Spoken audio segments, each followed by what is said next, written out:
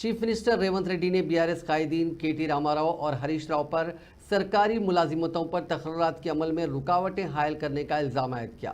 शहर के LB stadium में डीएससी में मुंतखब 11,000 से ज़ायद असातिज़ा में तकर्रुरनामे हवाले करने के बाद मुनक़दा तकरीर से खिताब करते हुए चीफ मिनिस्टर ने कहा कि उनकी हुकूमत की जानिब से सरकारी मुलाजिमतों पर तकर्रुरात के लिए जो नोटिफिकेशन जारी किया जा रहा है उसे बीआरएस के कायदीन अदालतों से रुजू करते हुए रोकने की कोशिश कर रहे हैं।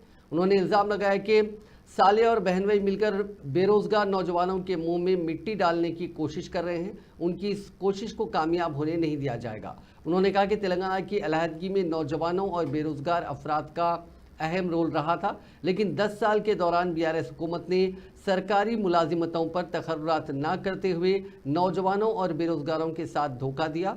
उन्होंने कहा कि बीआरएस दौर में तालीम का शुबा मुकम्मल तौर पर नज़रअंदाज कर दिया गया। रेवंत रेड्डी ने कहा कि कांग्रेस इख्तिदार में आने के बाद हज़ारों सरकारी मुलाजिमतों पर तकर्रुरात किए गए। आज 11,000 असातिज़ा के तकर्रुरनामे हवाले किए जा रहे हैं। इसके अलावा 35,000 असातिज़ा को तरक्की दी गई। రావచ్చు గారు రిక్వెస్ట్ చేస్తున్నాను.